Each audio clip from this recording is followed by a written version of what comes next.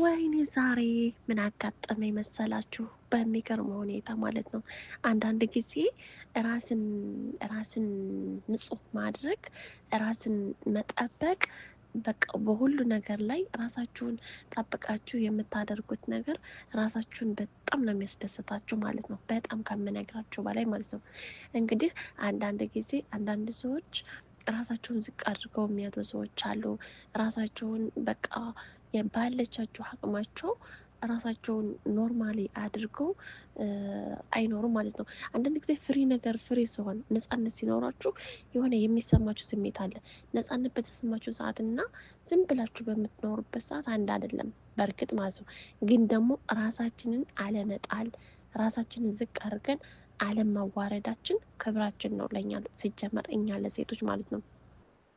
አንድ ወንድ ልጅ ለራሱ ያቺ ልጅ ማን ናት ወይም ደግሞ ያቺ ልጅ እንዴት አይነት ናት ብሎ ነው እንኳን ለራሱ ለማግባት ወደ ትዳር ዓለም የሚገባው ማለት ነው። ግን ከዛ ለወንድ ልጅ ብላችሁ ለራሱ ሳይሆን ለራሳችሁ ክብር ብላችሁ ግን ራሳችሁን መጠበቃችሁን ወደ ኋላ አትዘንጉ ማለት ነው። ሴቶች ሰምታችኋል ማለት ነው።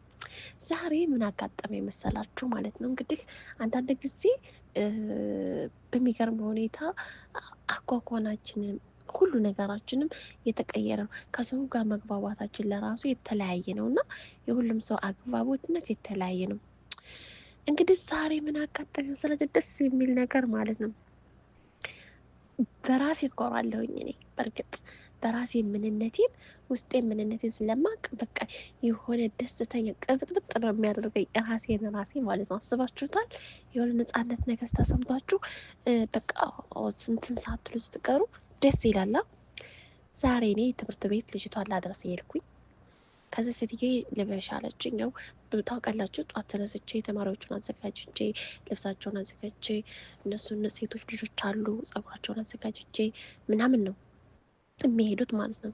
ግን ዛሬ ፈተና ስለነበሩ አትሄድም ነበረ እና እህቷ ህፃኗ ይዣት ሄድኩኝ እኔ ማለት ነው። ግን ደግሞ ክብር አላችሁ በእርግጥ አንዳንድ ጊዜ ራሳችሁን ዝቅ አታድርጉ። ወላሂ ናመላችሁ ራሳችሁን ዝቅ አድርጋችሁ ራሳችሁን አቆሻችሁ አትሄዱ።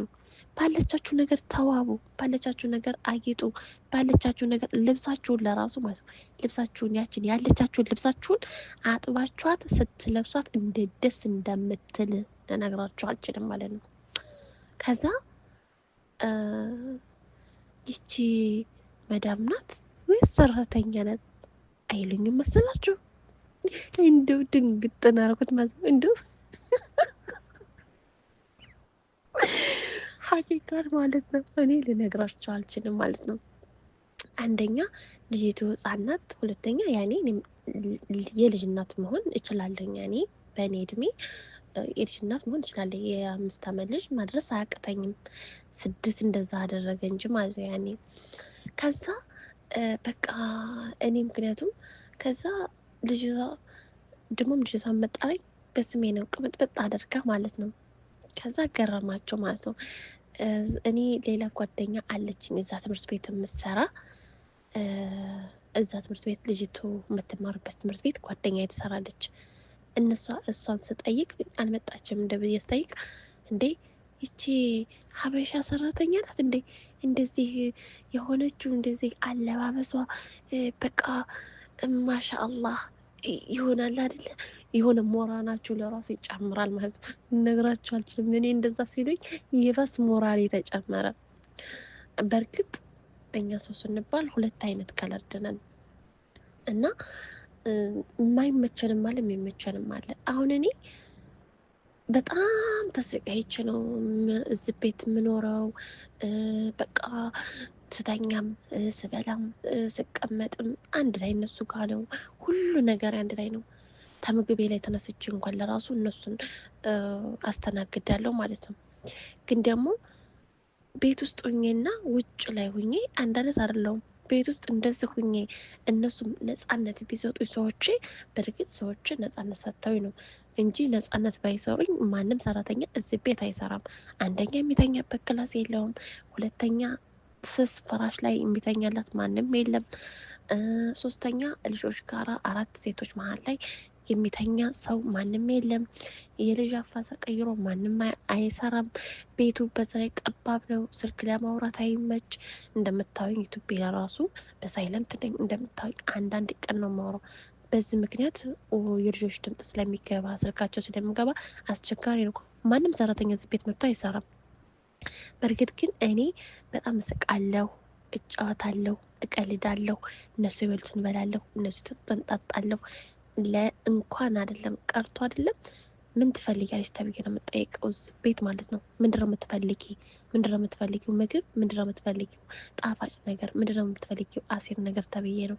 ግን ያንን ሁሉ ነገር ያደረኩት ደግሞ ምንድነው እኔ ልጆቿን ተንከባክቤ ስለያዝኩላት እኔ ንጹህ አድርጌ በቃ ራሴን ስለምጠብቅ። አንዳንድ ጊዜ አረቦች ራሷን የምትጠብቅ ሴት ይፈልጋሉ። በእርግጥ እኔ እዚህ ቤት በፊትም ሰርቼባቸዋለሁኝ። ከዛ እንደገና በድህነት ስበብ ወጥቼ ነበረ። እንደገና መልሰውኝ እርዚቅ እዚህ ቤት ነው ብሎ ስላለኝ ተመልሼ መጣሁኝ ማለት ነው። ምክንያቱም ከንስ ቤት ከወጣሁኝ ብዙ ቤት ስለሄድኩኝ ማለት ነው። ብዙ ቤት ከአቅሜ በላይ ማለት ነው። የማንንም ቤት እያጸዳው፣ ኩላሊቴን እያጸዳው፣ ኩላሊት በሽታ፣ ጠጠር በሽታ፣ ያን ሁሉ ነገር የማንን ቤት እያጸዳሁኝ ሆስፒታል ነበር ማውለ ማለት ነው። ግን አልሐምዱሊላህ ሁሉም ነገር ያልፋል። ሁሉም ነገር የማያልፍና የማይታገዝ የለም። እና ርዝቄ ካለቀ አላህዬ ወደ ሀገሬ ውሰደኝ ከዚህ ሀገር ላይ ብዬው ነበረ። ወይ ደግሞ ርዝቄ ካላለቀ ይሄንን ቤት ስጠኝ ነበር ያልኩት። ግን ርዝቄሽ አላለቀም ብሎ እዚሁ ቤት መለሰኝ ማለት ነው። እንግዲህ አንድ ልጅ አሳደግኩላት። አሁን ረመዳን የሚደርስ 2 ዓመት ሊሆነው ነው ማለት ነው። በእርግጥ ድህነት በጣም ከባድ ነው። ደሃዎች ናቸው፣ ግን ደግሞ ሁሉ ነገር አላቸው። ምግብ የምትፈልጉን ነገር፣ የሚበላ የሚጠጣ የምትፈልጉን ነገር ሙሉ ነው ቤቱ። የምትሰሳጣላችሁ ሀቂቀን ማለት ነው። እነሱ የበሉትን ነው የምትበሉት። እና ያኔ ልክ እንደ ሰራተኛነት አይደለም የሚያወኝ እነሱ ለራሱ። እኔም ራሱ ልክ እንደ ሰራተኛ ነኝ ብዬ አላለም እዚህ ቤቱኝ። እንደ ሰራተኛ ነኝ ብዬ አይደለም እዚህ ቤቱኝ ማለት ነው። አንደኛ የፈለኩትን ተናግሬ ብፈልግ ጩኼ ብፈልግ ተናግሬ ብፈልግ ለፍልፌ ብፈልግ ወላሂ ነው የምላችሁ እጮሃለሁ። በቃ ልጆቹ ስለሚረብሹ እጮሃለሁ። ምን ላለሁ አንድ አረብ እንደዚህ የምትናገር ልጆቿን የምትጮባቸው ቢኖር ያባሯቸው ነበር። ደግሞ እኔ ቀልደኛ ልጅ ነኝ። በጣም ስቃለሁ። በጣም ነጻነት ስላለኝ እኔም እነሱም ነጻነት ስለሰጠዋቸው እንደፈለጉ ቢናገሩ እኔም እንደዛው ራሳችን ተቻችለን ነው እዚህ ቤት የምንኖረው። እና ከዛ ሴትዬ ትለኛለች፣ ቆይ እኔ ሳስብ አንቺ ነሽ መሰለኝ መድኃኒቱ ትለኛለች። አንዳንድ ቀን እኔ አንቺ ነሽ መሰለኝ እኔ ሳልሆን ትለኛለች። እና ዛሬም ደግሞ ያጋጠመኝ ነገር ትምህርት ቤት ይዣ ስሄድ ልጅቱን ያው እንግዲህ በቃ አለባበሴ ልነግራችሁ አልችልም ማለት ነው። ያኔ ባለችኝ አቅሜ ማለት ነው፣ ባለችኝ አቅሜ ራሴን ጠብቄ በራሴ ነጻነት ሁኜ ነው የማይደው። ወላሂ ነው የምላችሁ። ለምን ኢትዮጵያም ለራሱ ማለት ነው፣ ኢትዮጵያ ለራሱ ባለችኝ ልብስ ማለት ነው። ያችን ልብስ ካጣጠብኳት፣ ያችን ቆንጆ አድርጌ ታጣጠብኳት ታምራለች። ስትወጡ ልብስ አድርጋችሁ ስትሄዱ ለእናንተ ራሱ ክብር ይኖራችኋል። ክብር ይኖራል ማለት ነው። አንዳንድ ጊዜ እኛ ክብራችንን ጥለን ያለችችንን እንኳን ለራሱ በደንብ አድርገን ሳንለብሳት ወይም ደግሞ በደንብ አድርገን ሳንጠቀማት ከዚህ ያለም እንለያለን። እንደ ያቺ ልጅማ እኮ እንደዛ አይነት ናት መባሉ ራሱ ያስጠላል። በጣም ነው የሚያስጠላው። እና ብዙ ሰው ይቀናል። በቃ እኔ ራሴ ደግሞ ሰርቼ ለራሴ ካልሆንኩኝ ለማን ሆናለሁ? አንደኛ ሰርቼ ለኔ ነው፣ ሁለተኛ ደግሞ ቤተሰቦችን ለመርዳት ነው አይደለ ከኢትዮጵያ የወጣሁት። ስለዚህ ቅድሚያ ለራሴ የሚፈጠርብኝን ነገሮች ቅድሚያ ለራሴ አድርጌ ከዛ ደግሞ ቤተሰቦች አረዳለሁ ማለት ነው። እና ራሳችንን መጣላችን አንድ ነገር የሰውን ልጅ ያስገነዝባል። እና ዛሬ ያጋጠመኝ ነገር እዛ ሂጄ በቃ ሲያከብሩኝ ሰላም ሲሉኝ ምናምን መምህሮቹ ምናምን ይሄ ራሱ ደነገጥኩኝ ማለት ነው። እንዴ ሴትዮ ያለችኝ ነገር እውነት ነው እንደናኩት ልነግራችሁ ሰራተኛ አልመስልም አልኳችሁ። ሰራተኛ አልመስልም አልኳችሁ። እንግዲህ ከውስጥ ቢጃማ የሌለ ልብስ ቢጃማ ለብሼ ነው የሄድኩት። ግን አባዬን ግን ለብሼ ነው የሄድኩት። ስልኬን ይዣለሁኝ። በቃ ራሴን ያኔ በቃ አለ አይደለ ከነሱ ምንም የማንስበት ነገር የለኝም። ምንም ነገር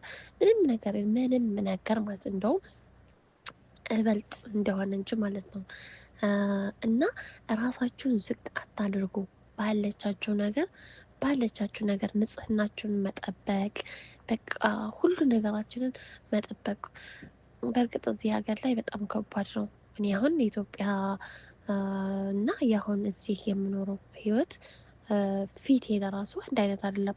አሁን ላይ ሁለት አይነት ከለርድ ነው። ኢትዮጵያ ግን ብርቱካን ነው የምመስለው። ስሜም ብርቱካን ነው። የሚገርማችሁ ነገር ማለት ነው። በዚሁም አጋጣሚ ሶፊም ብርቱካንም ስሜ ማለት ነው። እና ወንድሜ አላህ ይረህመውና እንደዛ ብሎ ነው የሚጠራኝ፣ ብርቱካን ብሎ ነው የሚጠራኝ ማለት ነው። እና ውድ ቤተሰቦች ራሳችሁን ለማክበር ራሳችሁን ዝቅ አታድርጉ ማለት ነው። እና ዛሬ እኔ ገርሞኝ ማለት ነው በጣም ደስ ማለኝም ራሴንም እንደዚህ በመሆኔ የሆነ ውስጥ ያለ አይደለ የሆነ ደስታ ነገር የሆነ ፍንቅል ብሎ የሚወጣ ልክ እንደዛ ሆኖ ነው የታየ ማለት ነው። እና ውድ ቤተሰቦቼ እንደዛ አላችኋለሁኝ። ራሳችሁን ከበር አድርጉ፣ ራሳችሁን ወደ ታች ዝቅ አታደርጉ። በዙ አጋጣሚ ብዬ ነግራችኋለሁ ውድ ቤተሰቦቼ። በያላችሁበት ያለ ሰላምና እዝነት ይወረድልኝ እላለሁ። አዲስ የሆናችሁ እንግዲህ ሰብስክራይብ፣ ላይክ፣ ሸር በማድረግ ቤተሰብ አድርጉኝ። ከወደዳችሁት ደግሞ አስተያየት ጻፉልኝ ማለት ነው። ወይ ይቺ ደግሞ ምን አይነት ቀበጥ ናት እንዳትሉ ማለት ነው። እሺ ባይ ባይ።